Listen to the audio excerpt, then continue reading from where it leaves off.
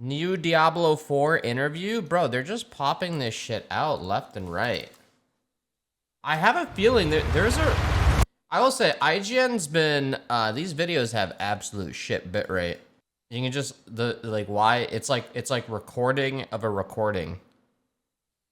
Yeah, I wonder why there's information dump for Diablo 4. This tells me when you see dumps like this, it seems like they're gonna be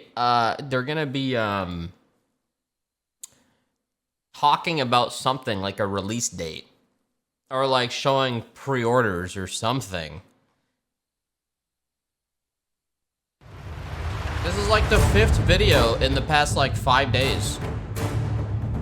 We know that we have an audience of folks that have played lots of Diablo and are looking for a challenge. And so our second World Tier 2, and our first World Tier are available from level 1 when you first start playing the game. And you can select among them based on the amount of challenge that you want. And you can select, so the first tier adventure mode is tuned more for people who are new to Diablo. I will say Diablo is so weird, man. The footage of the game is so odd. It's a game that sometimes you look at it, it looks bad. And then the Diablo gameplay. And then you actually, some of the official footage they show, it actually looks good. Like, didn't they do like a huge video, the official video? And it's like, oh yeah, this looks great. It was like a world boss. But like this shit looks bad. It's almost like this doesn't look good. Unless this is like old ass gameplay they showed. Was it this showcase? This is from the playtest.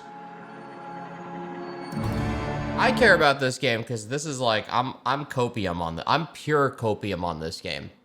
Like, I want this game. Like, I will literally get an ultra wide for this game. Like, I'm looking to play this. So I don't care what you guys think or whatever. Like, I watch these videos for myself, you know, because I want to play a game like this. Like, I'm looking forward to it. Diablo 4 is the next generation of action RPG, melding monster slaying and loot collecting. See, like, this looks better. Open world. Than whatever the, see, like, it actually looks good. It's gory and unnerving. It's creepy. Diablo 4 is all about player choice. Yeah, it's definitely a lot of the, I think the IGN video is just potato. He just expands them with all the new features that people really love and appreciate in modern games. Whoever you see yourself being, you can create in Diablo 4. It's important to include robust character customization because then I can play the fantasy that I want to play.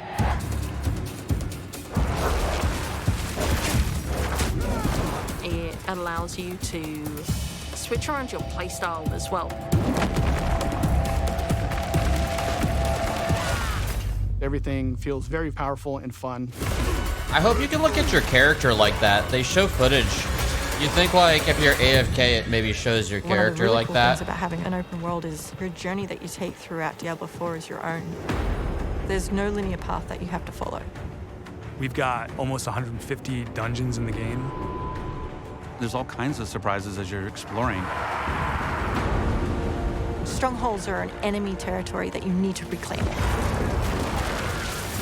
You might have a space that begins as a hostile area, but after you've cleared it out, the evil in this place has been cleansed. It now becomes a friendly town.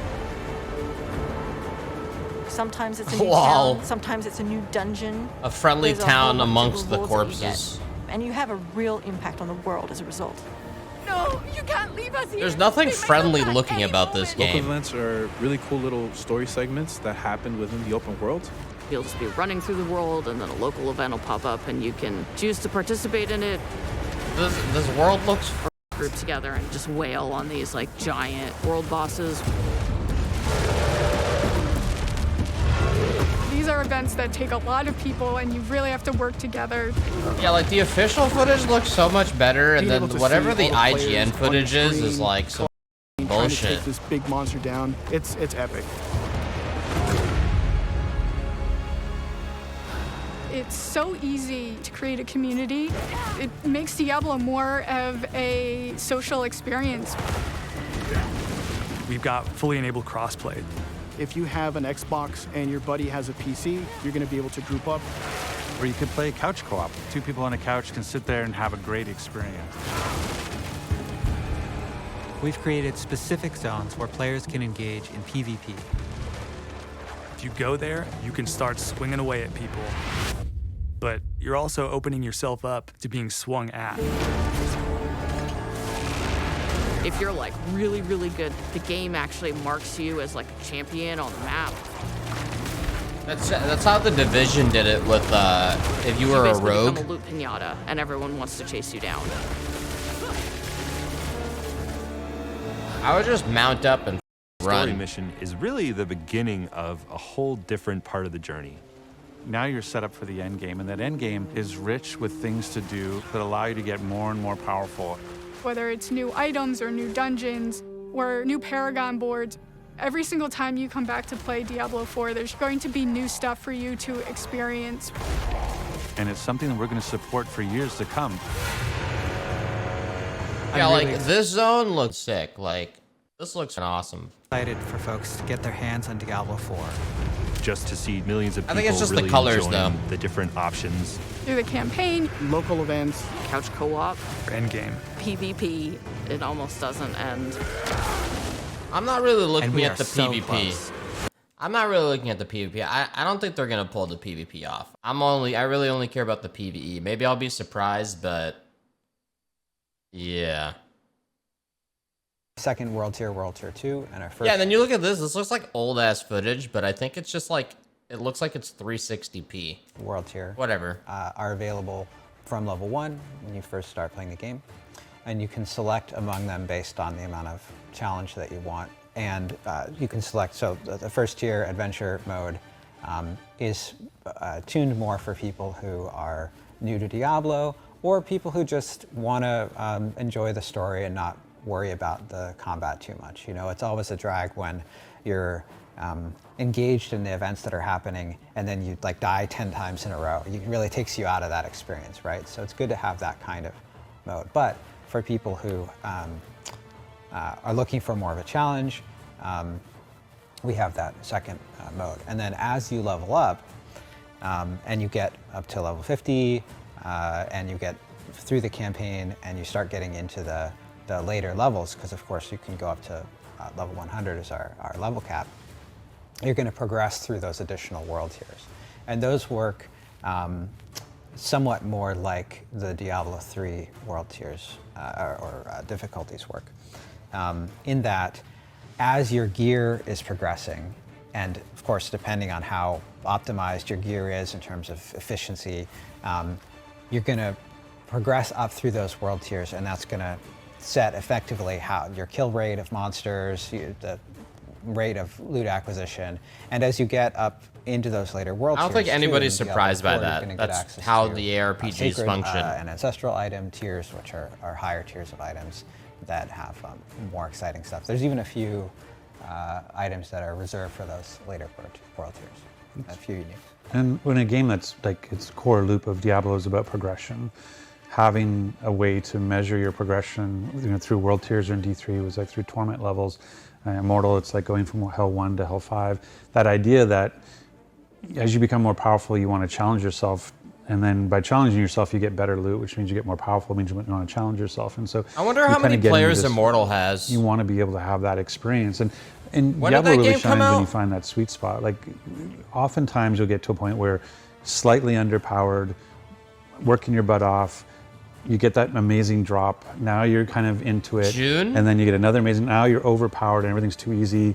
So now you need to ratchet Holy up the shit. difficulty so you get better. Now you're slightly underpowered again, you get into your sweet spot, slightly over, and that cycle is kind of really core to that feeling of progression in Diablo. And that's what the world tiers really give you, is that once you've sort of really dominated world tier 1 and you feel like I'm unstoppable and there's nothing that's really interesting anymore in terms of combat or loot, that there's a place to go to test yourself and get better loot against more challenging foes, and then same thing and go again. And so we find that things like the difficulty levels in D3 or the world tiers in D4 really allow that player that feeling of progression all the time, so constantly growing. Yeah, let me just add too that on the later world tiers, we saw an opportunity to add a challenge that that the world tiers culminate in, as it were. So at the end of tiers 3, 4, and 5, there's a boss that you can defeat in order to unlock the next world tier. And in fact, the last world tier, where you can gear all the way up to 100, has a boss at the end of it, which is extremely difficult. And that really provides a solo boss or a world something boss? to stand up against with all of your optimized gear and say, like, all right, this is what I've been building toward, I love that, what Joe just talked about. I love that testing moment. Like as in D3, you can change it from the menu anytime. From Immortal, you just go to West March and you switch your difficulty. What is it? What is this wizard doing? What, he was attacking a corpse. Look at this guy. But I love that testing moment. It's dead. It's dead. D3, you can change it from the menu anytime. Dead. From Immortal, you just go to West March and you switch your difficulty. But that idea that, buddy, again, one of the reasons you become more powerful is to test yourself against harder challenges. So that notion that there's essentially a gatekeeper preventing you from World Tier 3, and you have to demonstrate your ability, and then you feel good about That's kind of interesting. So you have to kill a boss to unlock I'm ready for the next tier. I can go into it comfortably or with some confidence. And I like that sort of, because again, especially that idea, I don't think Diablo bosses were ever difficult, it's going to have such a rich end game. We're getting ready for our end game beta, and there's so much to do from end of campaign to kind of getting to level 100. But knowing that it's more like a gear is check. this level 100 boss waiting for you to get to the end of the end game, like that's something that's really going to motivate a lot of players. I know it motivates me to be able to go, if there's one thing I'm going to do in this game is I'm going to defeat the 100 boss. And fortunately, we have a lot of great ways through the Nightmare Dungeons and Helltide and PvP and all the things we can do after the campaign to allow us to prepare for that fight. They show so much of that snake ability. Just that idea of getting into that world and feeling that progression, that movement, that you always know that you're going towards something, and you beat that next level of difficulty, or you get that new loot that gets that makes a build possible, so that they're very proud of it.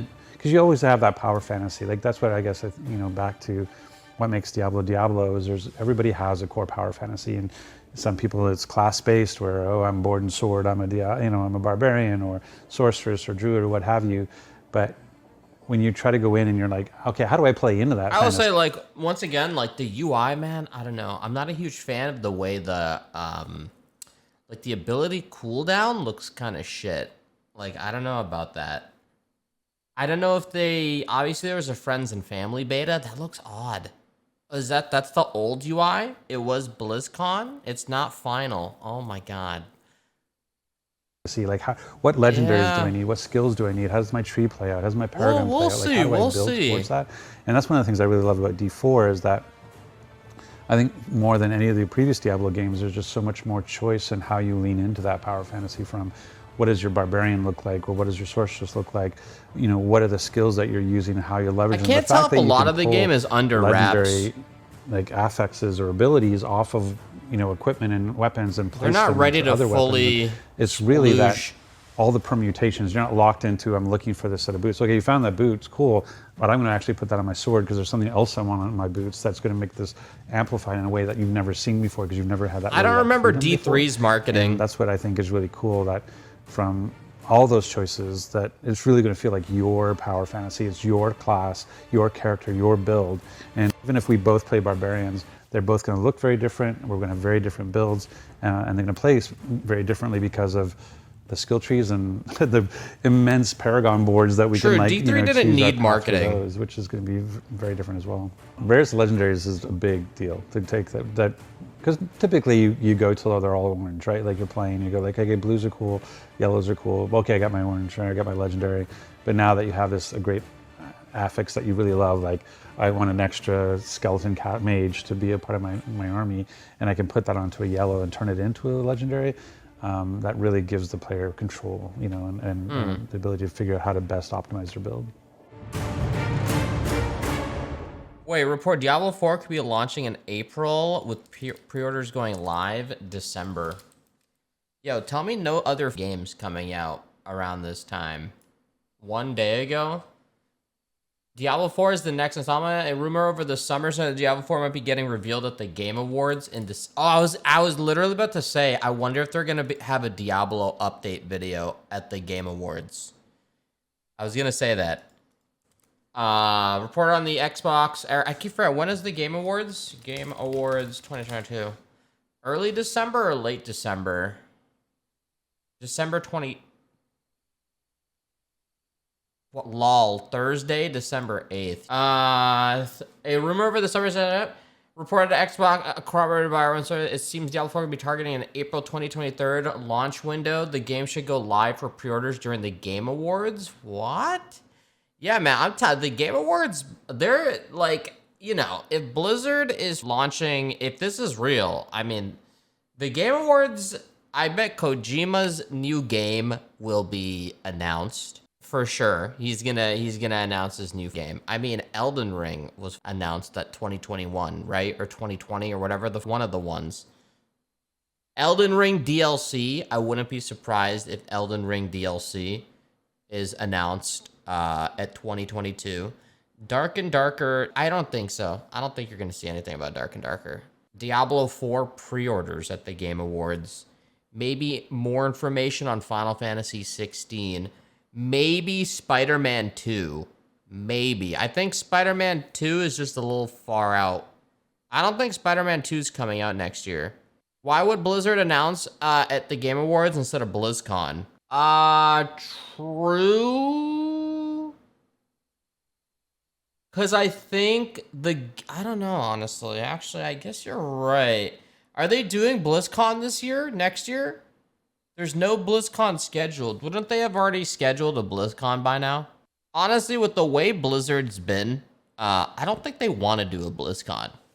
Project L, Riot's fighting game, might be at TGA 2. I could see that, like maybe not a beta announcement, maybe a release announcement on Project L. Diablo 4, also known as Diablo 4, is already officially slated for 2023. Dude, there's a million games coming out in 2023, bro. Diablo 4 is the latest installment in Blizzard's legend. I know I say that every year, but 2023 has so many games coming out. It's crazy. Path of Exile 2, 2023 as well. I know I say that every year, but why does it feel like next year is way bigger than the other years? Diablo 4, forces, and on today's, the team there revealed the possibility of Diablo 4 launching in April 2023. We can also tentatively corroborate the April 2023 launch window via our own proven sources alongside some other details. Rumors appearing over the summer revealed that Diablo 4 could be announced at the Game Awards, originally leaking via the Classic WoW subreddit. We have seen additional evidence that appears to confirm this rumor. According to Xbox Era and our sources, Blizzard is planning a sizable marketing blitz for Diablo 4, starting at the Game Awards, where the game's April launch window should be revealed. Additionally, pre-orders should open too during the show, including various digital editions and a premium physical collector's edition. If our information is correct, one of the pre-order benefits will be early access to Diablo 4's open beta in February 2023. I understand why they need to do a beta. I understand. I would play this shit. Although there is likely little doubt about this, we confirm that Blizzard is planning a season-based live service supported by microtransactions.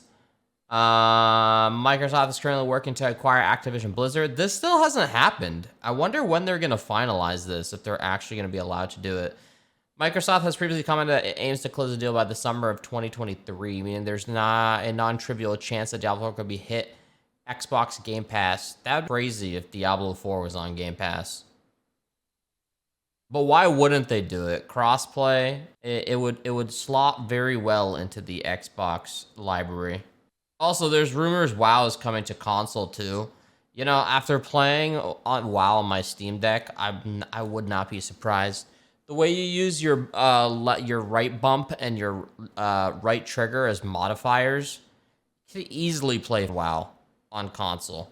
Yeah, a Game Awards is gonna be sick this year. Yeah, you can easily, you get 10 buttons and then I would say healing would be the hardest to do. But there's a way on console port where healing is the way you control it, you control it via D-pad, and it like locks into the player frames, and you can heal via like quickly navigate D-pad and quickly heal. I don't know. I've seen it. I don't know though. WoW on console would be a nightmare. It's really not though. Dragonflight is adding a new targeting system where you attack what you are looking at and can one button click on NPC items you're looking at, so that's console ready for sure. Surely. Oh, really? Wait, new target where you attack what you are looking at. Interesting. I don't know. I can't, because I tab target so much, I can't think of it. That's live in retail too? Wait, is it like you, if you have a crosshair, because on console port you have a crosshair, so you don't have to, does it automatically tab target, like the circle underneath? Oh, so it auto targets. And it attacks what's in front of you. Okay. It's an invisible crosshair. Oh, I see. Yeah, like they're totally prepping it. I mean, why? Honestly, why the f would they not? You know, WoW has already hit, and there's no new players joining World of Warcraft. They've saturated the PC market, so they're like, okay, everybody who was gonna get a subscription got the subscription. You know, that's what it comes down to. The next avenue is console to get more subscribers and more people interested. Like, no one else is playing WoW. It's all people going back to check out an expansion and not attracting new players at all. It's all the boomers of the game playing. There's no zoomers, and they want to get new people, and you're going to attract that via console.